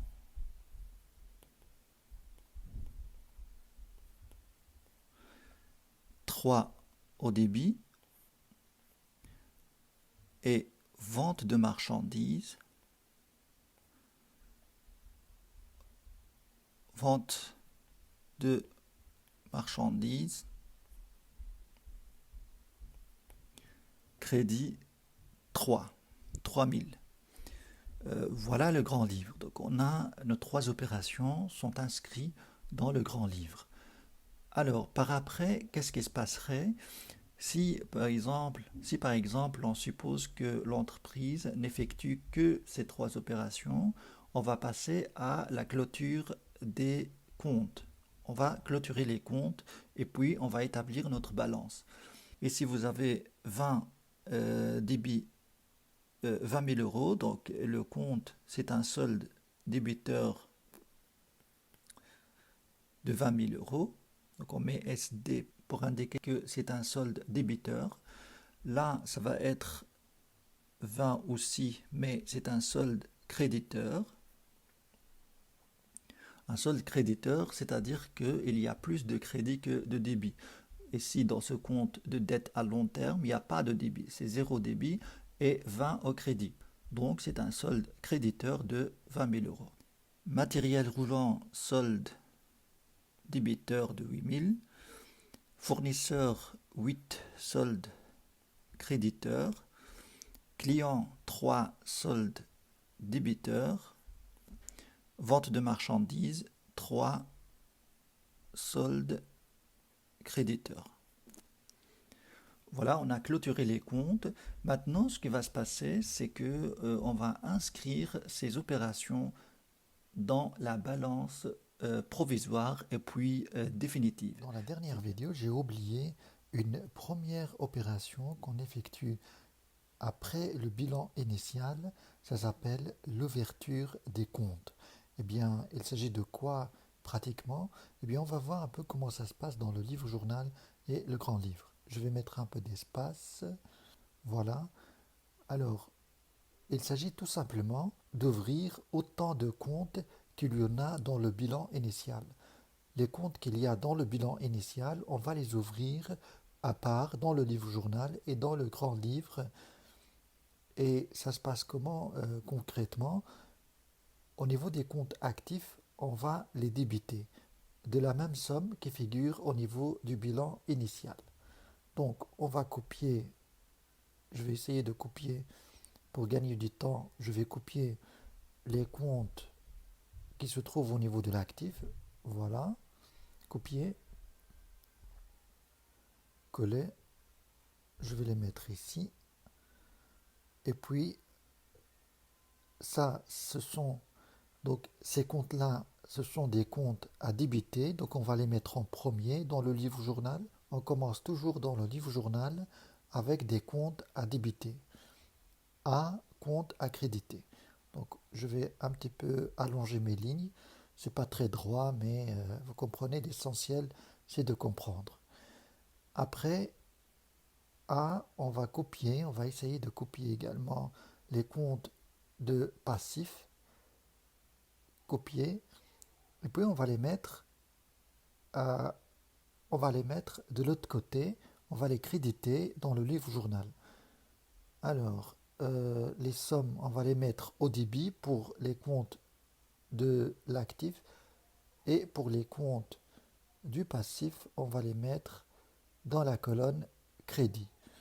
On va prendre 80, voilà. Je vais essayer de prendre, je vais agrandir un peu pour prendre fournisseur. Voilà. Donc, on va le remonter un peu.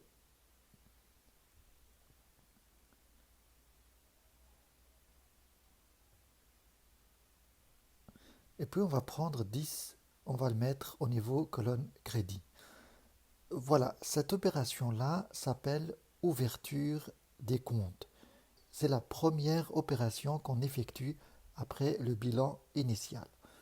Et dans le grand livre, on va ouvrir également autant de comptes qu'il y en a au niveau...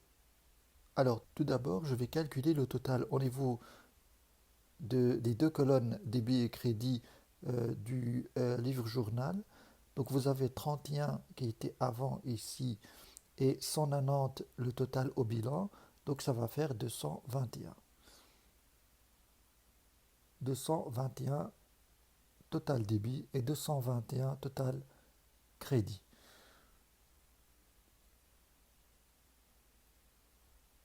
Et puis dans le grand livre, ça va se faire de la même manière. On va ouvrir les comptes qu'il y a dans le bilan. Les comptes d'actifs, on va les débiter de la même somme qu'il y a au niveau du bilan initial. Et les comptes du passif, on va les créditer de la même somme qui figure au niveau du bilan initial. Terrain bâti, vous avez 85 au débit. On a aussi mobilier débit crédit. On va mettre au débit la somme de 15 qui se trouve au bilan. Il reste quoi? Matériel roulant, on l'a déjà ouvert, on l'a déjà utilisé. La banque, on l'a déjà utilisé. Il reste le compte marchandises. Marchandises, débit, crédit. Donc on va mettre la somme au débit du compte marchandises, 20 000 euros. Et bien sûr, après, on va solder les comptes puisqu'on suppose que l'entreprise n'a fait que ces opérations-là. À la fin de l'année, on va clôturer ces comptes aussi. Donc on n'a rien fait au niveau terrain bâti, donc on va clôturer, ça va faire un solde débiteur de 85 000. Mobilier pareil, 15 000.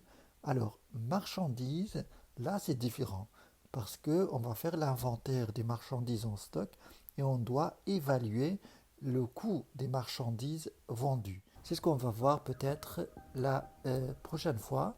Donc au niveau compte marchandises, on va le laisser après parce que ça se clôture avec l'inventaire des marchandises en On va stock. continuer un Voilà. petit peu notre exercice. La dernière fois, on a fait le livre journal et le grand livre. On a clôturé les comptes. Et aujourd'hui, on va essayer d'arriver jusqu'au bilan final. Il reste encore à calculer le bénéfice et à établir la balance avant d'arriver au bilan final.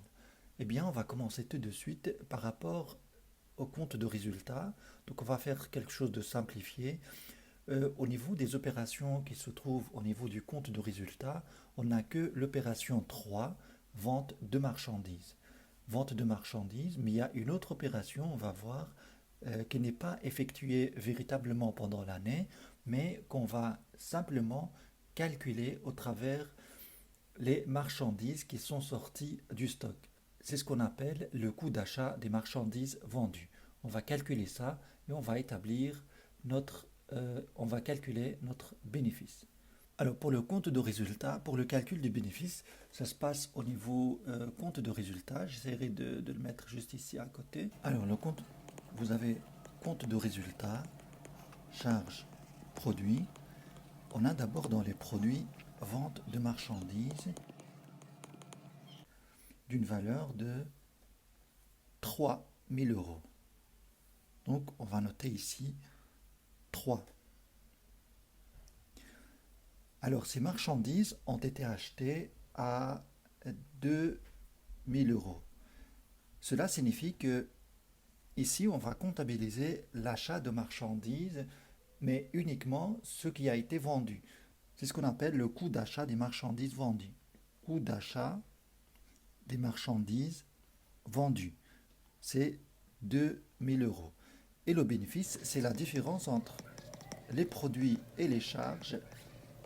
Vous avez bénéfice égale produit moins charge. Vous avez dans les produits 3 000 et dans les charges 2 000. Donc ici, on va ajouter au niveau des charges bénéfice 1 000 euros. Comme ça, on a le même total au niveau des produits et au niveau des charges.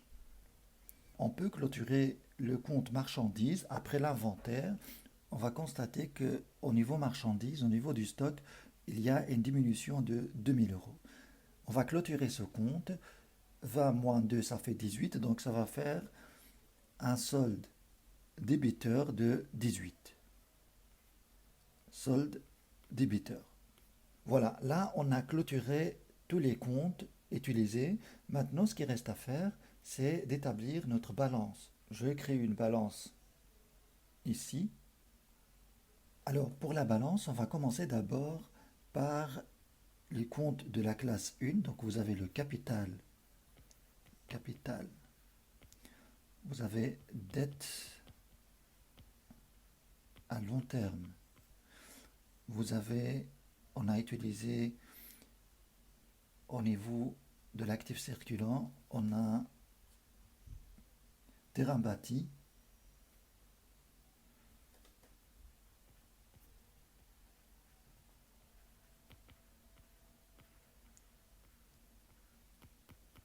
terrain bâti, mobilier. Après mobilier, on a matériel roulant.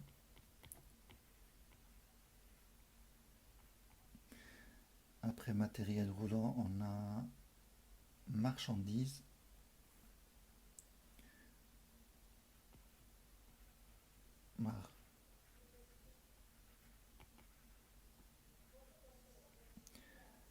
Après marchandises, il y a client.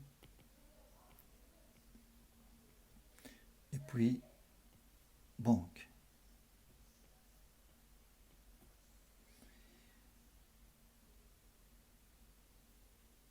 Voilà pour les comptes. Pour les comptes,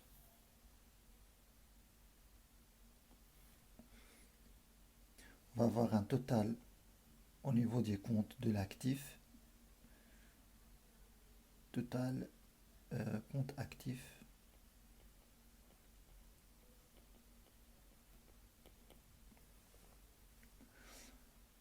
On a un coût d'achat des marchandises vendues. Et on a vente de marchandises.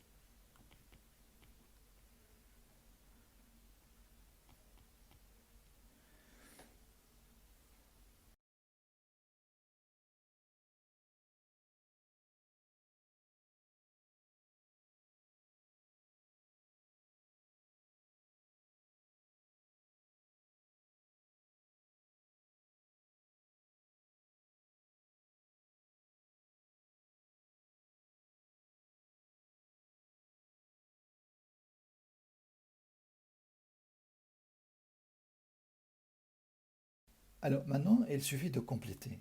Donc on va compléter un petit peu cette balance. Au niveau capital, on n'a pas touché au capital, ça reste la même chose. Le capital est 100. Donc on va mettre ici 100 pour capital. Dette à long terme. On va voir les soldes, hein. Donc on va prendre des soldes. Ici, j'ai pas ouvert le compte capital, donc je vais le faire. Vous avez capital, DB, crédit, 100. Et puis on a un solde créditeur, 100. On met total débit et total crédit. Donc là, vous avez capital, on n'a que un total crédit de 100. Donc on va mettre ici, dans la balance, on va mettre 100. Et le solde, c'est la différence entre crédit et débit. S'il y a plus de débit que de crédit, donc ça va être un solde débiteur. S'il y a plus de crédit que de débit, ça va être un solde créditeur. Dans ce cas, c'est un solde créditeur de 100. Dette à long terme, donc on va voir les dettes à long terme. Donc il y a 20 au niveau crédit, donc on va mettre 20 ici. Et c'est la même chose au niveau des soldes. Terrain bâti, on a 85 au débit. 85. Mobilier. Mobilier, on a 15.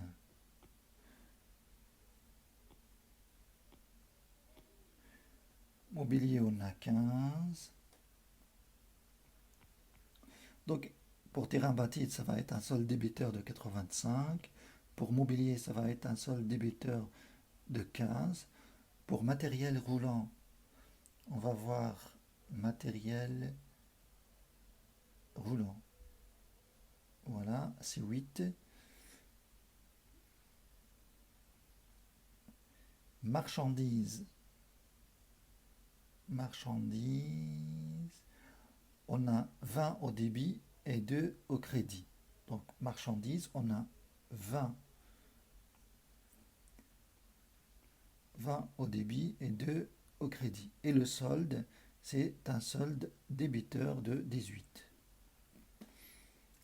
Client. Client, on a 3.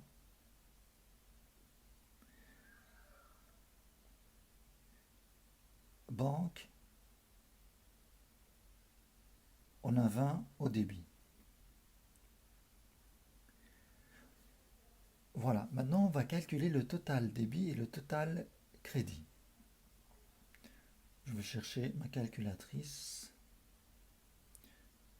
Donc, je vais la mettre juste à côté.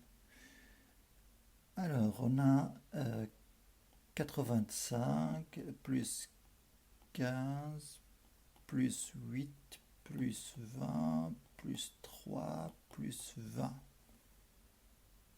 Ça fait 151. Donc, on a ici 151. De l'autre côté, vous avez 122. 122. Le total solde débit, donc on va calculer 85 plus 15 plus 8 plus 18 plus 3. Ah, pardon, ici, plus 3. Alors, ouais, j'ai oublié le 8. Plus 8. Alors, je vais vérifier. 85, 15, 8, 18, 3. Alors, 129. Donc, vous avez ici un total de 129. Au niveau coût d'achat des marchandises vendues, donc on a un solde débiteur de 2.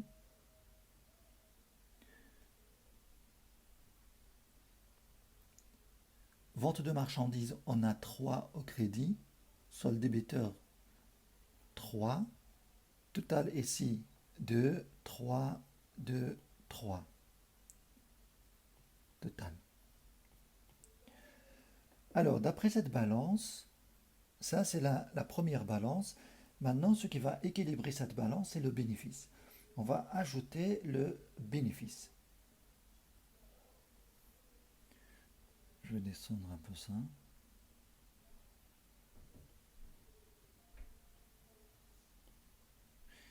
Donc, on va avoir un bénéfice. C'est un compte de charge, bénéfice à reporter ici. Je vais le mettre. Bénéfice à reporter. C'est un compte de charge, donc on va le débiter de 1. C'est le bénéfice qu'on vient de calculer. C'est le bénéfice qu'on a déjà calculé. Un solde débiteur de 1. Donc là, on va avoir l'équilibre à ce niveau-là. Donc là, pour la balance, au niveau des comptes de résultats, on a un équilibre au niveau des totaux en bas de la balance. Alors après, on va créditer le bénéfice reporté. Donc ce bénéfice-là va être reporté au niveau du bilan, juste à côté du capital. Vous avez ici bénéfice reporté. C'est un compte de passif, on va le créditer de 1 ici, ça va être un solde créditeur. Alors, c'est pas équilibré. C'est pas équilibré, on doit chercher pourquoi. Donc il y a un petit problème.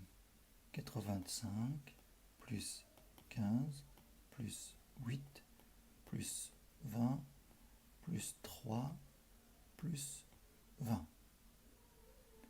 151. Ce n'est pas équilibré, je pense qu'on a oublié quelque chose. Ah, on a oublié le fournisseur. Donc on n'a pas noté fournisseur dans les... On a oublié le fournisseur. On va mettre ici fournisseur.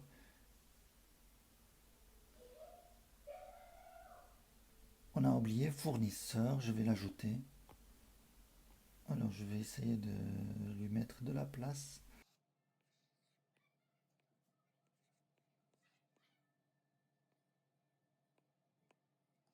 Et la banque, on a oublié de mettre solde débiteur pour la banque.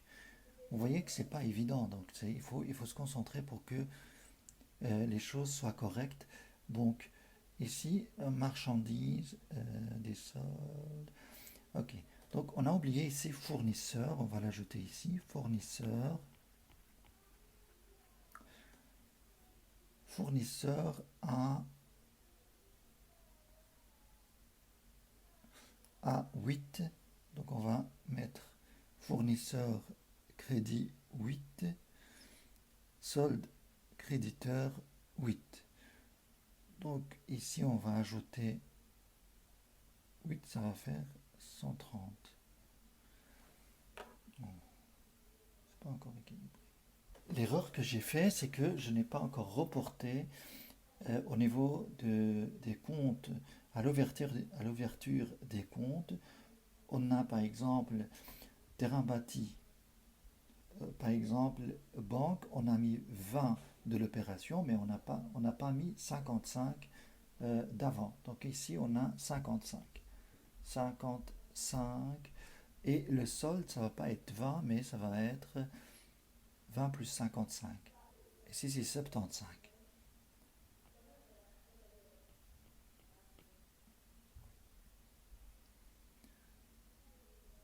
Et marchandises, vous avez, au départ, il y avait, au niveau des dettes à long terme, dans les dettes à long terme, au niveau du bilan, il y avait 80 au crédit. Donc on va mettre ici 80. Et le solde, ça va être 100 ici. Ça va être 100. Fournisseur, il y avait 10 au bilan. Il y avait 10 plus les 8 de l'opération. Donc au niveau fournisseur, il est où fournisseur? Ah, il est là. Donc il y avait 10. Donc là, on va avoir 18. Donc on va corriger pour... Alors fournisseur, c'est 18. On va calculer cette fois-ci. J'espère que c'est juste. Donc vous avez 85 plus 15 plus 18 plus 20 plus 8 plus 75. 221. On va noter. 221 ici. 221. Au niveau crédit, au crédit, on va avoir 100 plus 1 plus 100 plus 18 plus 2. 221.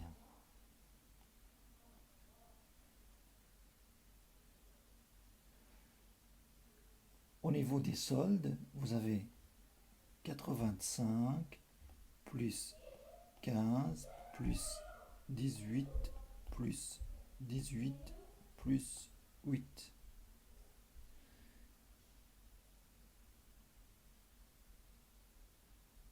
Cent quarante-quatre. 144.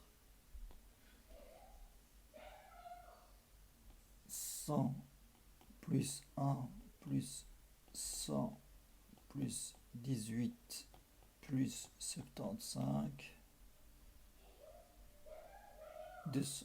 294. Ah, là, il y a un problème. Ah, l'erreur, c'est que la banque... Waouh.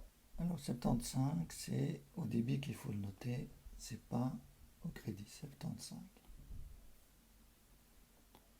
85 plus 15 plus 18 plus 18 plus 8 plus 75. 219. 219. Cette fois-ci, c'est juste. Donc ici aussi, on va avoir 219. Dans le solde créditeur, 219. Voilà, on arrive à notre balance finale équilibrée. Et c'est ça qui va permettre de d'établir notre bilan final.